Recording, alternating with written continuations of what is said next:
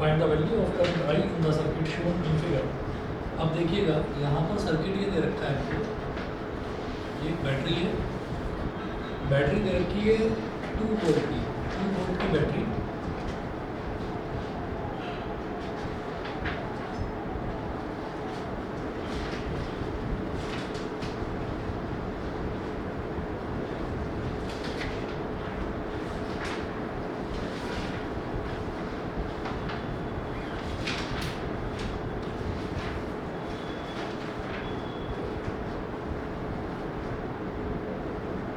Resistance 3 है, 30 30 30 30 ओम 30 ओम 30 ओम।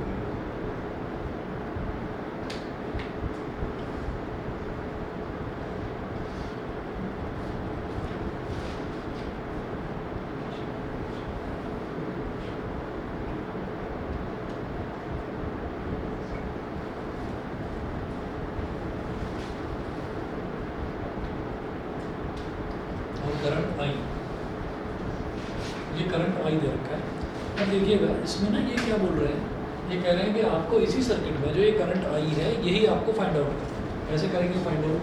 हमें सबसे पहले ये देखना है कि सर्किट कुछ इस तरीके का हो कि करंट यहाँ से पॉजिटिव टर्मिनल से निकला, घूम फिर कर नेगेटिव टर्मिनल में आएगा, तो उसको एक स्ट्रेट लाइन पाथ मिल जाए, बस एक स्ट्रेट लाइन पाथ मिल जाए। तो स्ट्रेट लाइन पाथ में ये सोचता हूँ कि अच्छा यहाँ से ए और बी ये ऐसे आ जाए वापस। तो हम ये कहेंगे कि चलिए अगर मैंने ए और बी को फिक्स कर लिया, अगर ए और बी को हमने फिक्स कर लिया, तो आप ये कहेंगे कि ए से बी तक आने का एक रास्ता और है जो कि सी से होकर आता है। तो मैं ये सोचूं कि अगर ए से बी तक ये वाला जो रास्ता है, तो इसमें 30 ओम और 30 ओम ये दोनों बैक टू बैक जुड़े हुए हैं, तो ये दोनों सीरीज में हो गए, ठीक है। तो हम ये कहेंगे through the path A C B,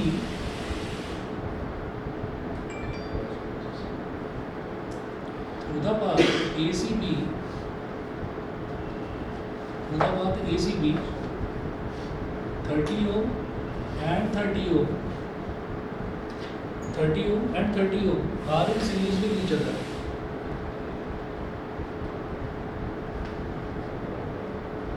Are in series with each other. एक दूसरे के साथ दोनों सीरीज में है। तो ये वाला जो रेजिस्टेंस है, ये वाला, इस वाले को आप क्या बोल देंगे, इस वाले को ऐसे ना ऐसे कर देना, ऐसे यहाँ लिख देना आर डैश, आर डैश। तो आर डैश या R1 लिख दो, चलो R1, R1 is equal to 30 plus 30।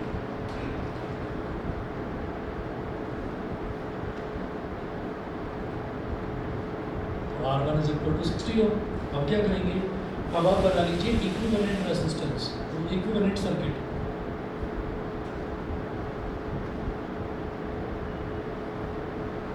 Equivalent circuit बनाएंगे। तो इक्विवेलेंट सर्किट कैसा बनेगा, ये 2 वोल्ट है, यहाँ पर ये ए है,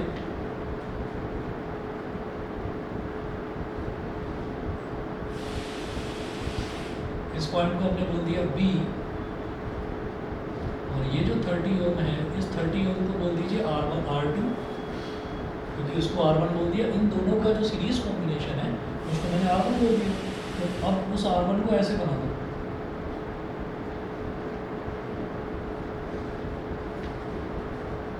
R1 इज इक्वल टू 60 ओम, ये हो गया। तो आप ये देखेंगे कि ए से स्टार्ट हुआ, सी से होते हुए बी तक आ गए, तो ए से बी के बीच में इनका इक्विवेलेंट रेजिस्टेंस क्या हो गया, इनका सीरीज कॉम्बिनेशन, सीरीज कॉम्बिनेशन यानी कि दोनों के दोनों ऐड हो जाएंगे। तो ये 30 ओम या 60 ओम ना हो,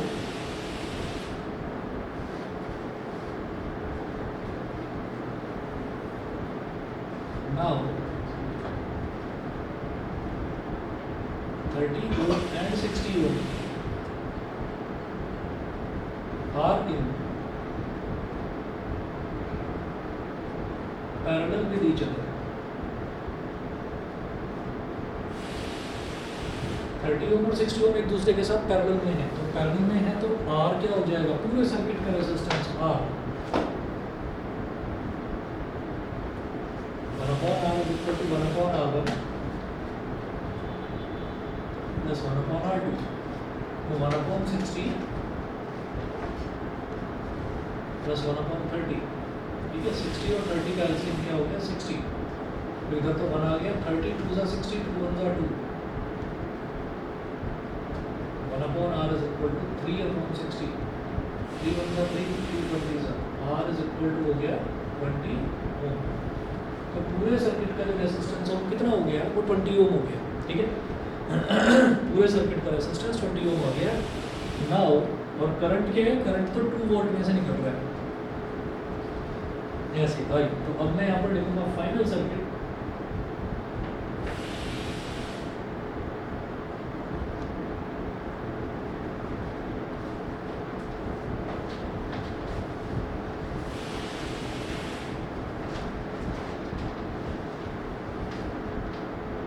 ए है और ये बी है।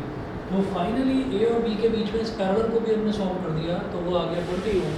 तो ए और बी के बीच में रेजिस्टेंस आ गया 20 ओम, इसको हमने आर बोल दिया, और करंट आई है। और मेरे पास वोल्टेज है और रेजिस्टेंस है पूरे सर्किट का, तो करंट निकल जाएगा I is equal to V/R, ठीक है। तो हम यहाँ पर लिखेंगे बाई ओम्स लॉ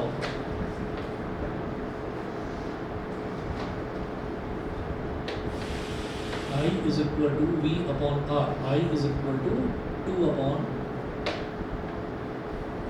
2 1 ज़ा 2 10 ज़ा 1/10 यानी कि 0.1 एम्पियर। तो करंट की वैल्यू आ गई 0.1 एम्पियर, ये दे रखा है आंसर में।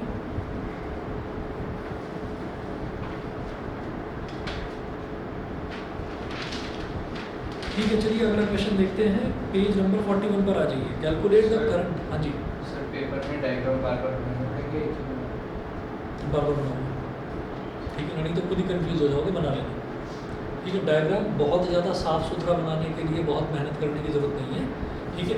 आप फटाफट छोटा छोटा बना सकते हो, चलेगा, लेकिन बनाना चाहिए, नहीं तो कंफ्यूज हो जाओगे। अगला देखिए, calculate the current shown by the ammeter capital A in the circuit shown in figure below. अब देखिए जो सर्किट अगला दे रखा है वो क्या है, सर्किट में ये 5 ओम है,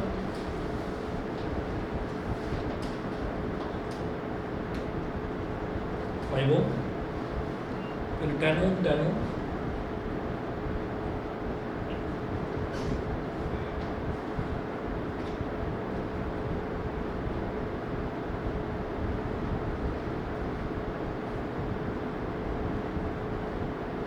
टेन ओम,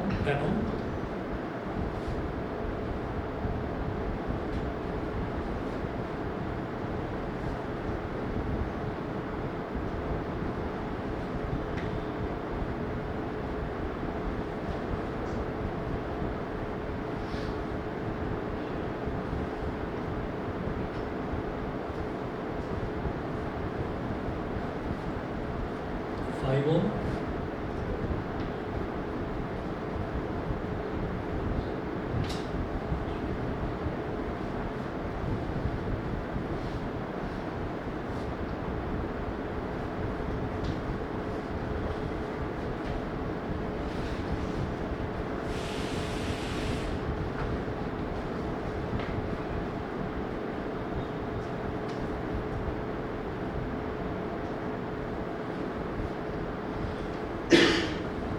और इधर ये एमीटर लगा हुआ है,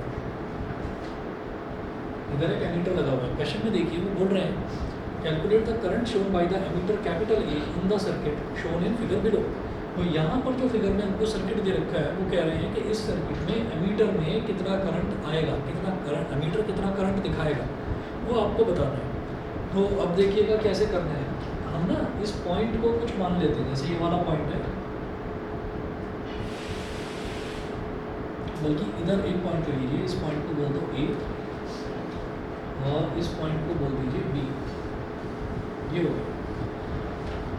अच्छा, और ये जो बीच वाला पॉइंट है इसको बोल दीजिए सी,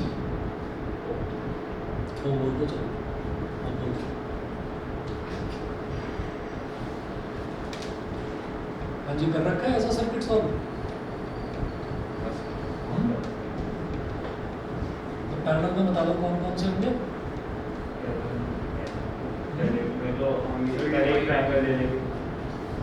एक ये 10 और ये 10, चलिए मैं बताता हूँ देखिए क्या करना है। जी पैरेलल में देखने के लिए कि कोई भी सर्किट पैरेलल में है, कोई भी रेजिस्टेंस पैरेलल में है या नहीं, वो देखने के लिए हमें क्या करना पड़ता है वो देखिएगा।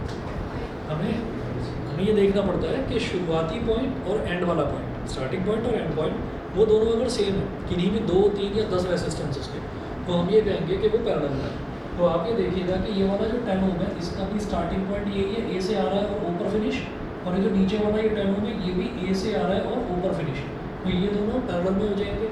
सिमिलरली ये वाला बी से आ रहा है और ऊपर फिनिश, और ये वाला भी बी से आ रहा है और ऊपर फिनिश, तो इसका मतलब ये दोनों भी पैरेलल में हो जाएंगे। तो यहाँ लिखेंगे इक्विवेलेंट सर्किट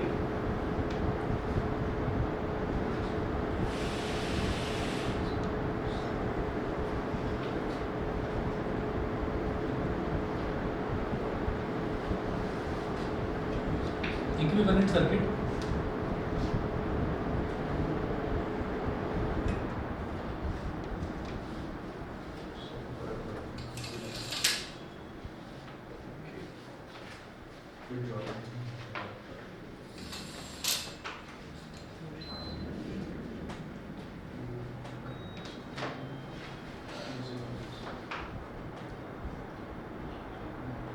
इधर ए हो गया,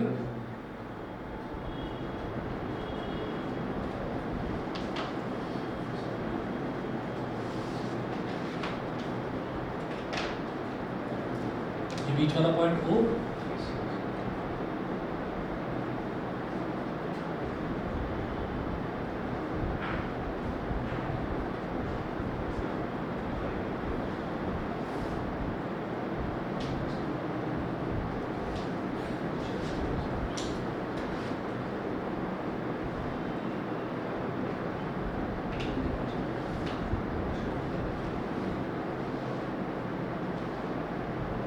ये हो गया 10 वोल्ट।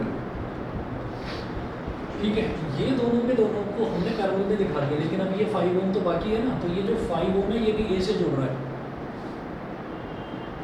5 ओम जो है, 5 ओम वाली वायर भी ए से ही होकर आ रही है, और जो इधर से आप देखिए, इधर से ये बी से होकर आ रही है, तो ये 5 ओम जो है वो ए और बी के बीच में है, इसको ऐसे बना लिया।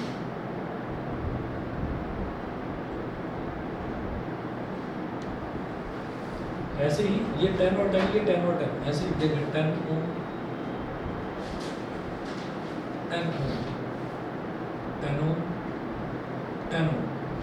फिर देखिए जो ऊपर वाला 5 ओम है, ये भी ए से स्टार्ट हो रहा है और इधर बी तक, ए से स्टार्ट हो रहा है और बी तक जा रहा है।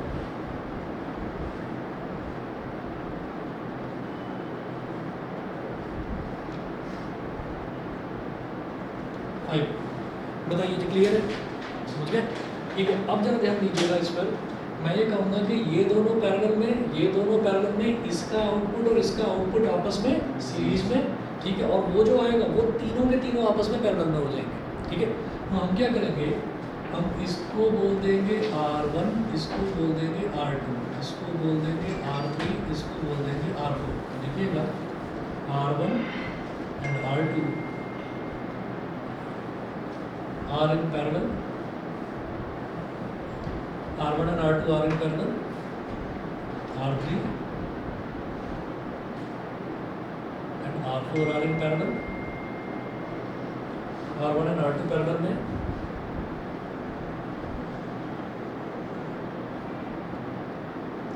और R3 और R4 भी पैरेलल में। तो जब R1 और R2 पैरेलल में है तो इसको मैं ऐसे लिख दूंगा 1/R12। R12 का मतलब क्या है, 1 और 2 का कॉम्बिनेशन, वो दोनों पैरेलल में है, तो 1/R12 is equal to 1/R1 plus 1/R2, 1/R12 is equal to 1/R1 is 1/10 plus 1/10, ये क्या हो गया 2/10, 2 1 जा 2 5 जा 1/5। तो R12 1/R12 is equal to 1/5, it implies that R12 is equal to 5 ohm. Similarly ये R3 और R4 ये दोनों में पैरेलल में है, तो 1/R34 is equal to 1/R3 plus 1/R4। ठीक है, इसको उस तरफ कर लो।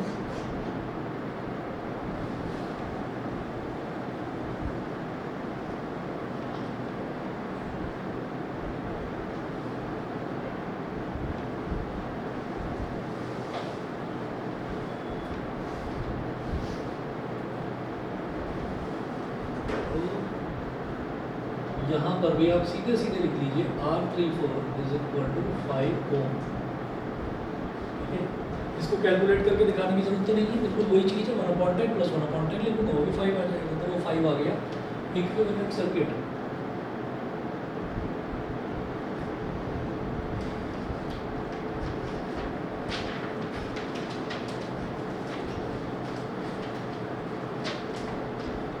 इधर है A,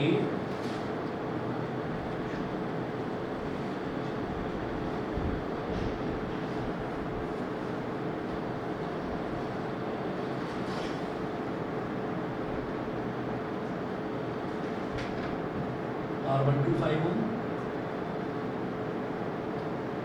R34 ये भी 5 ओम,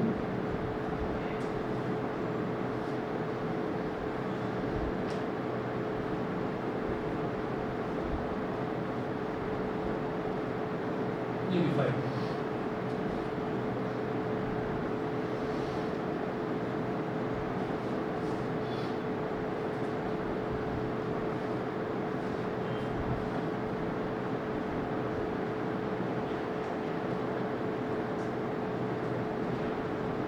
ये 10 वोल्ट हो गया। अब क्या करेंगे, R12 और R34 ये दोनों के दोनों ये सीरीज में है, तो 5 + 5 10 हो जाएगा। तो हम ये कहेंगे R12 and R34 are in series, so R1234 is equal to R12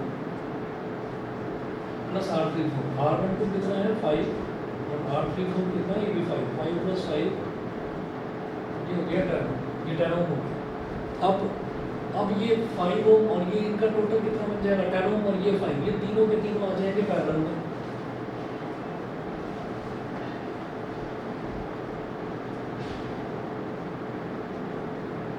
circuit बनाओ इक्विवेलेंट।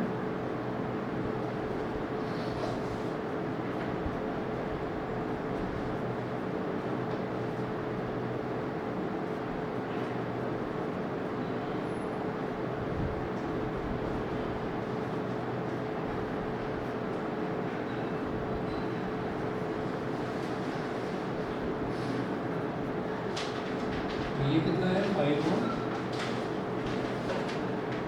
ये भी 5 ओम, और ये बीच में ये हो गया 10 ओम। ठीक है, तो ये हम तीनों जो रेसिस्टेंसेस दिखाई दे रहे हैं, ये तीनों रेसिस्टेंसेस आपस में पैरेलल में हैं। तो नाउ ये डाउन कर सकते हैं।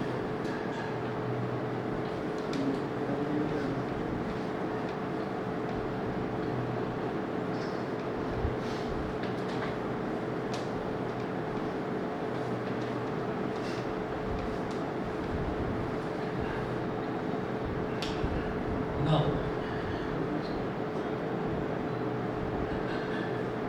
all these resistances are in parallel.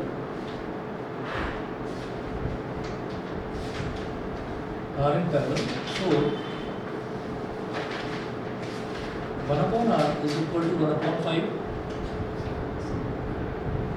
plus 1/10, 1/5 plus 1/10 plus 1/5.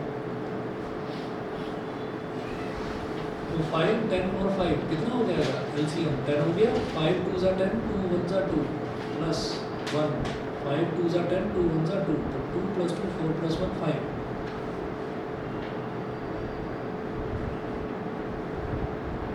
1/R is equal to 1/2, तो R कितना हो गया 2 ओम।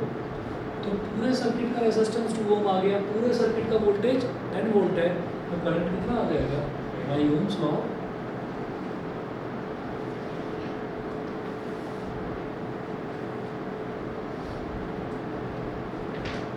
I is equal to V/R। V कितना है 10 और R कितना है, यूनिकल की रीडिंग ये हो गई 5 ओम। ठीक है ना, यही आंसर दे रखा है।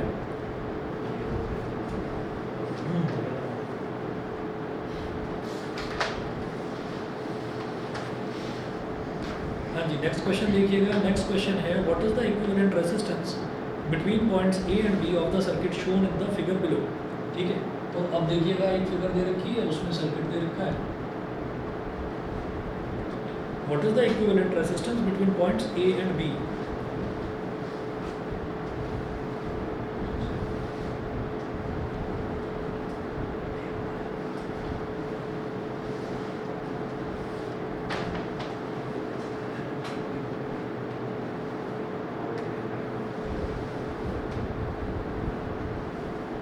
Two R two R two are.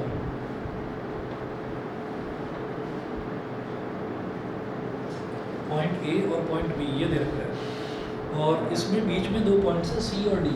ये वाला पॉइंट है इधर सी, ये वाला पॉइंट है इधर डी।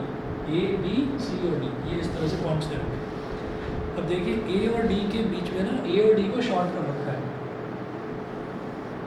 शॉर्ट करने का मतलब दोनों को सिंगल एक वायर से जोड़ रखा है। इसी तरह से सी और बी को शॉर्ट कर रखा है। इसका मतलब क्या है कि ये जो टर्मिनल ए है और टर्मिनल डी ये एक ही बात है, और इसका मतलब टर्मिनल सी और टर्मिनल बी ये एक ही बात है, दोनों को शॉर्ट कर रखा है, तो इसका मतलब एक ही बात है। ठीक है, तो अब इसका ना इक्विवेलेंट सर्किट बनाएंगे। पहले उन्होंने पूछा है कि what is the equivalent resistance between points A and B of the circuit shown in the figure below. मुझे ए और बी के बीच में इक्विवेलेंट रेजिस्टेंस बताना है। Two R two R two R पे देखो,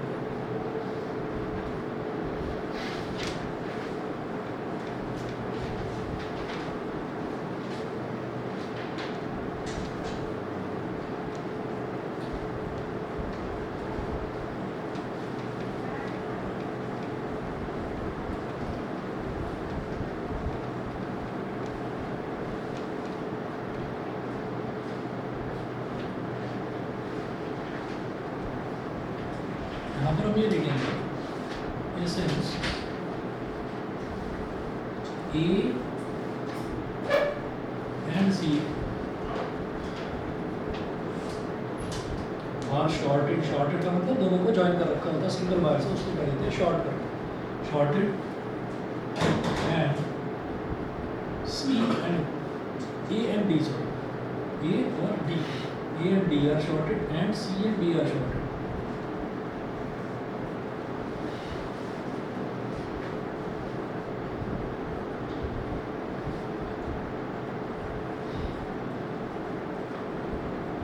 So the given circuit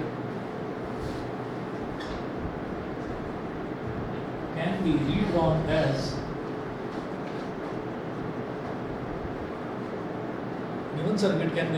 as इसको देखिए कैसे बनाया जा सकता है। ए और डी एक ही बात है, तो इधर लिखेंगे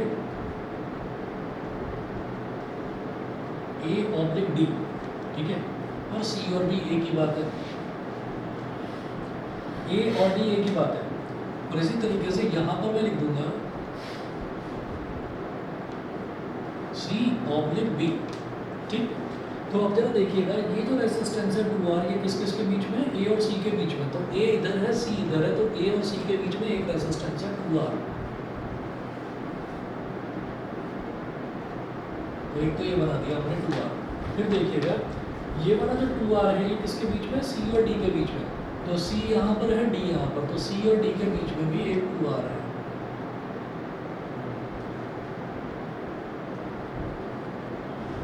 ये 2R हो गया। अब तीसरा देखिए, तीसरा डी और बी के बीच में है, तो डी इधर और बी इधर, तो डी और बी के बीच में भी 2R है।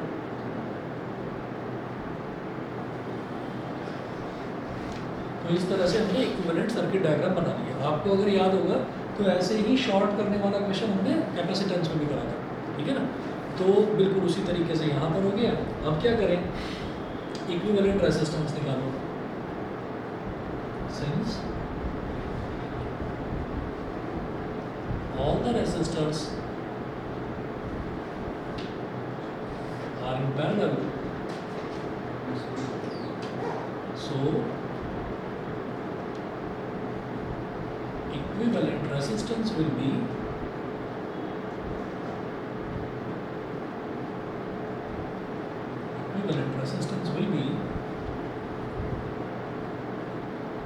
one upon r dash is equal to 1 upon 2r plus 1 upon 2r plus 1 upon 2r। 1 upon r dash जब तीनों का डिनोमिनेटर सेम है तो ये हो जाएगा 3 upon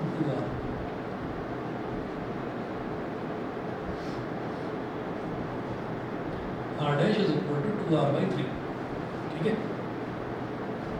सर हाँ जी, एक बार शॉर्ट वाला कंसेप्ट बताइए। शॉर्ट वाला कॉन्सेप्ट ये है कि जब भी कभी, जैसे यहाँ पर आप ये देख रहे हैं कि ये ए टर्मिनल है, वो पूछ रहे हैं कि ए और बी के बीच में आपको इक्विवेलेंट रेजिस्टेंस निकालना है। तो जब ए और बी है तो ए, यहाँ पर देखेंगे आप ए और डी, ये दोनों जो है ये एक सिंगल वायर बना रखा है, सिंगल वायर से इसको जोड़ रखा है। इसका मतलब मैं टर्मिनल ए बोलूँ या टर्मिनल डी बोलूँ, वो दोनों एक ही सेम पोटेंशियल डिफरेंस पर हैं।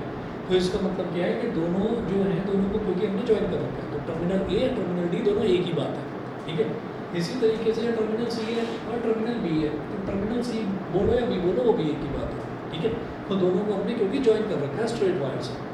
उसके बाद आप ये देखिएगा, अच्छा यहाँ कोई रेजिस्टेंस होता तो बात अलग थी, फिर उसको अलग तरीके से करते हैं, ठीक है। अच्छा, अब आप ये देखिएगा कि अब मैंने ये देखा कि ए और डी एक ही बात है, तो मैंने लिख दिया ए ऑब्लिक डी, ए बोलो या डी बोलो एक ही बात। इसी तरीके से बी या सी, ये भी एक ही बात है, तो बी ऑब्लिक सी लिख दिया यहाँ पर। फिर हम एक एक करके रेजिस्टेंस देखेंगे कि किस किस के बीच में है। तो ये वाला 2r जो है ये ए और सी के बीच में है, तो ए और सी लेकर ये 2r बना दिया। फिर ये वाला 2r सी और डी के बीच में है, तो सी और डी ये मानकर ये 2r बना दिया। और ये वाला रेजिस्टेंस जो है ये डी और बी के बीच में है, तो बी इधर डी इधर, तो ये भी 2r, तो तीनों के तीनों पैरेलल में हुए। तो 1/2r + 1/2r + 1/2r 3/2r हो गया, और 3/2r का रेसिप्रोकल 2r/3। ये अपने नोट्स में आप लिख लीजिएगा, नोट्स में ना r/2 लिखा हुआ है, r/2 लिखा हुआ है, जो कि गलत है। तो ये 2r/3, ये 2r/3, ठीक है जी। अगला क्वेश्चन जरा देखिएगा, ट्राई करिए अगला क्वेश्चन। मैं 1 मिनट में आता हूँ और हो जाना चाहिए आप लोगों से, देखो एक बार।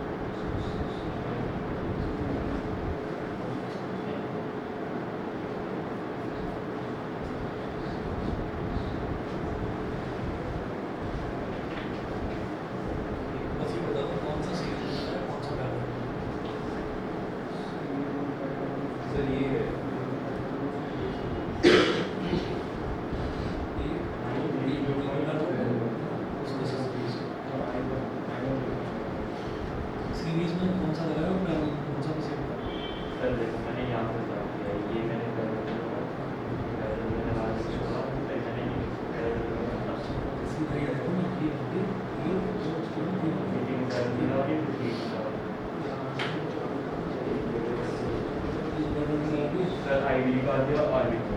अच्छा सर ये आंसर आगे मैच कर गया।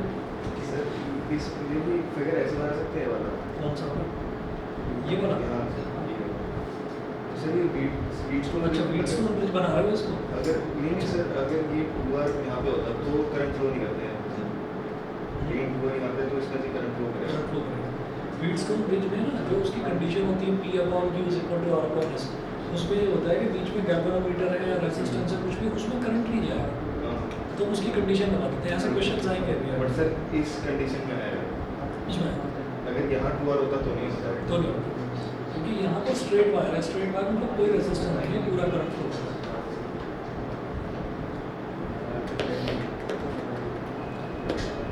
हाँ जी बताइए, बन गई बात? बस ये बता दो पैरेलल में कौन कौन सा लिया? तीनों पैरेलल, बहुत बढ़िया। उसके साथ इसी हाँ आंसर आ गया? ये I1 I2 I3 I4 सब आ गए?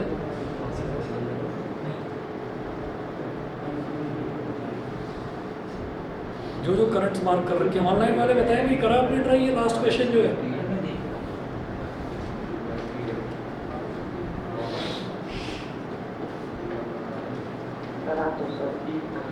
नहीं बन रही है बात?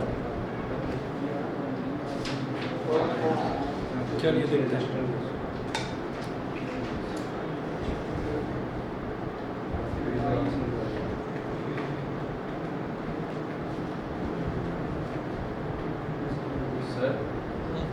सर I1 इसको मैंने देने को तो पूरा नहीं आंसर तो सही है। सर ये आईफोन आंसर सही है, ये वाला गलत था बस, ये R/2 हाँ आईफोन ही निकल पा रहा अभी बता। करंट डिवाइड होता है पैरेलल में करंट डिवाइड वोल्टेज से, सही।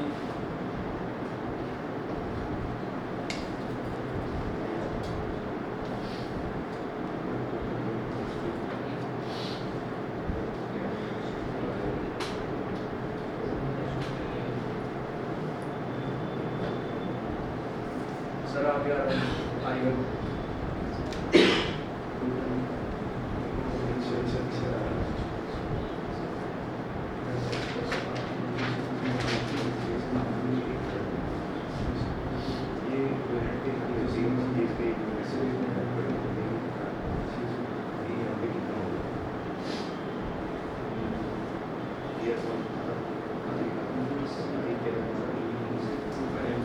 चलो जी, the circuit should figure this, ये सारी वैल्यूज दे रखी हैं R1 R2 R3 R4 and 10 volt. Work out the equivalent resistance of the circuit and current in each resistor. Equivalent resistor सबको आ गया 10 ओम? यस सर वो 10 ओम सबका ऑनलाइन वाले बताए भाई, इक्विवेलेंट रेजिस्टेंस 10 ओम आ गया सबका? नहीं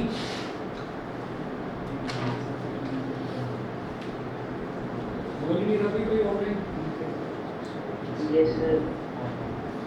बाकी तीनों बच्चे बताएं।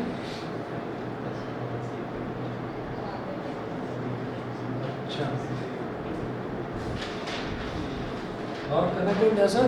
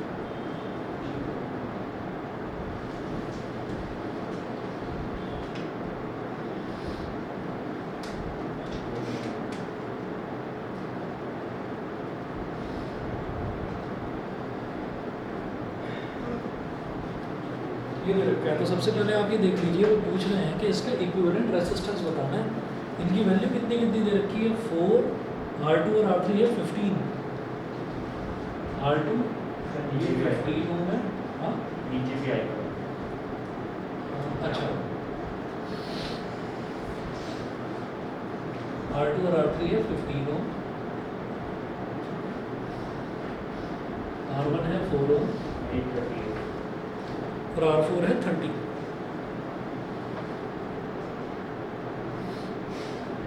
तो देखिएगा यहाँ पर हमारे पास ये R3, R4 और R2 ये तीनों पैरेलल में दिखाई दे रहे हैं। अगर मैं A और B की बात करूँ तो R2 जो है ये A से शुरू और B पर खत्म, R4 जो है ये भी A से शुरू और B पर खत्म, और R3 भी A से शुरू और B पर खत्म।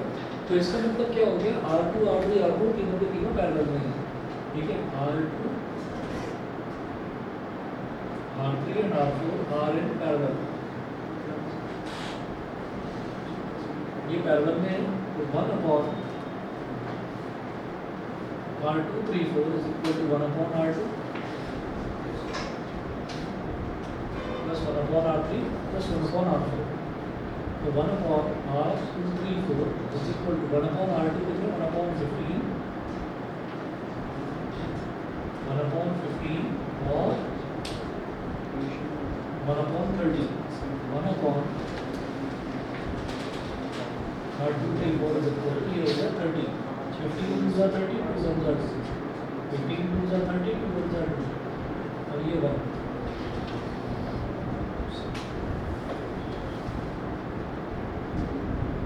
2 plus 2 4 plus 1 5, 5 upon 30, 5 1s are 5 6, it implies that R2 3 4 is equal to 6 ohm। तो ये पूरे का जो रेसिस्टेंस है ये 6 ओम है, इस पूरे के साथ ये 4 ओम सीरीज में हो जाएगा। तो हम ये बोलेंगे कि पूरा जो सर्किट का रेसिस्टेंस है वो हो जाएगा 4 + 6 10 ओम। सही है, ठीक है। अब इसके बाद जो है अब जो काम है अगला वो ये है कि अब हमको सारों के अलग अलग करंट्स निकालने हैं। ठीक है, तो वो जो करंट्स हैं वो सारे अलग अलग कैसे लिखेंगे वो देखिएगा। हम ये कहेंगे कि यहाँ पर ये 10 वोल्ट है, ये 10 वोल्ट दे रखा है, तो यहाँ से ये जो है ये सीरीज में है। तो अब एक चीज़ देखिएगा, मैं बताता हूँ।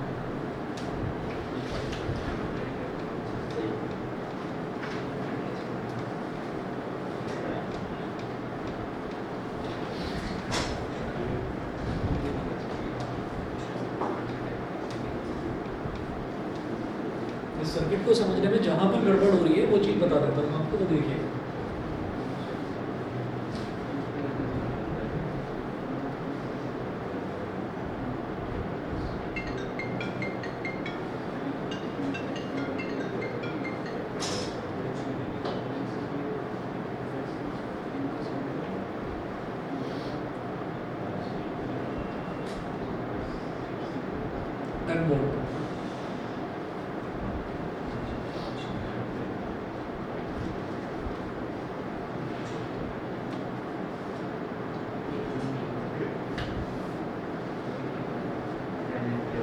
अब देखिएगा इसको ना मैं थोड़ा इस तरीके से बना रहा हूँ जो आपको प्रॉब्लम ना आए समझने में।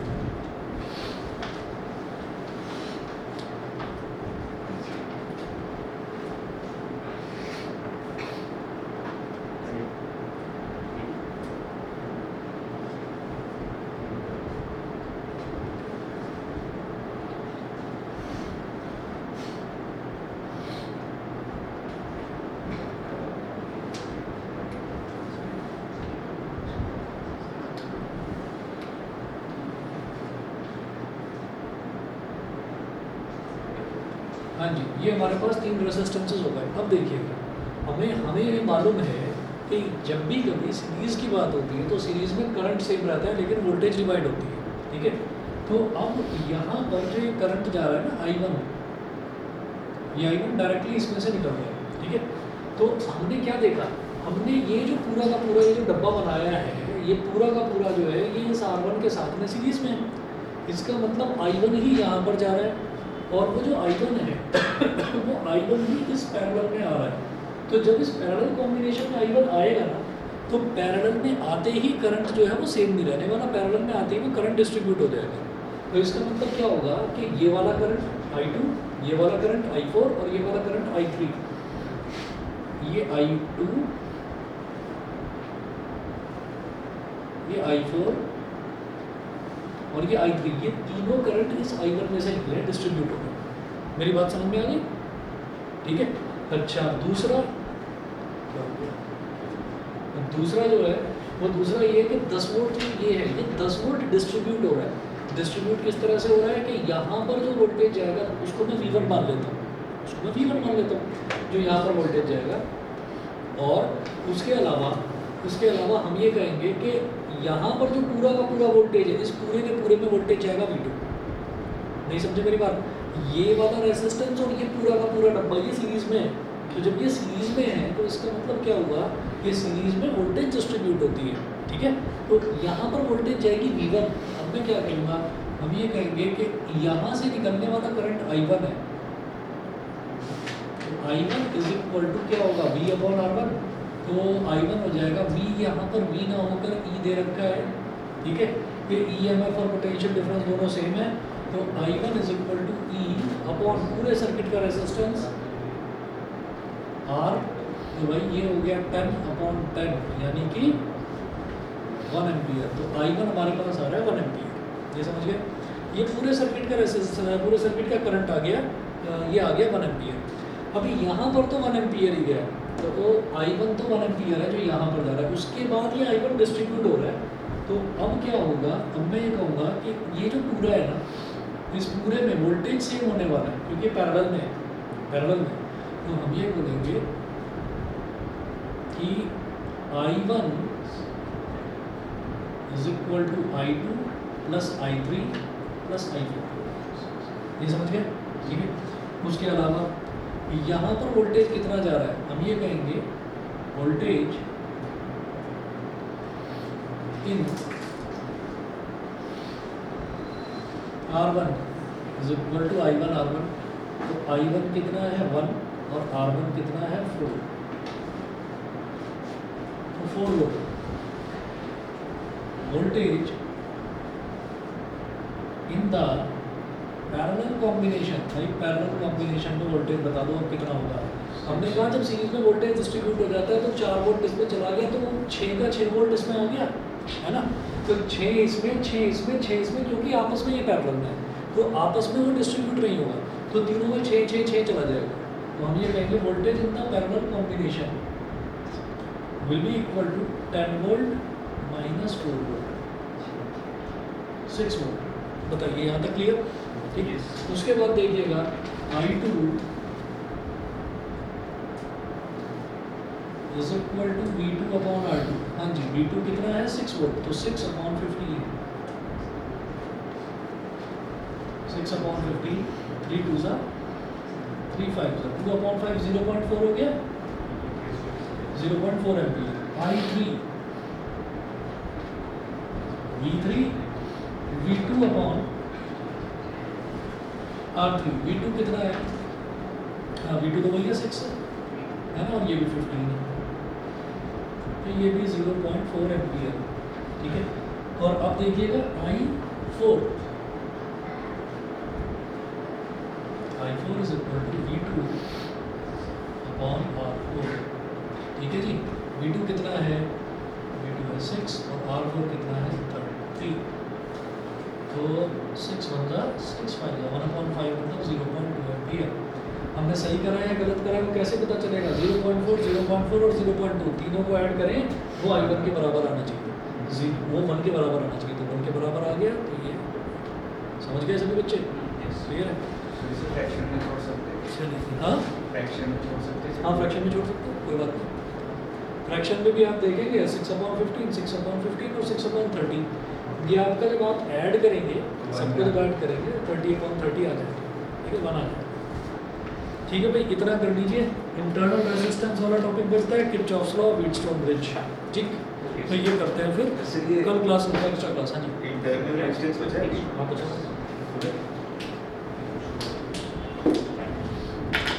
ठीक है, आज इतना कर लीजिए, बाकी कल होगा एक्स्ट्रा क्लास वही।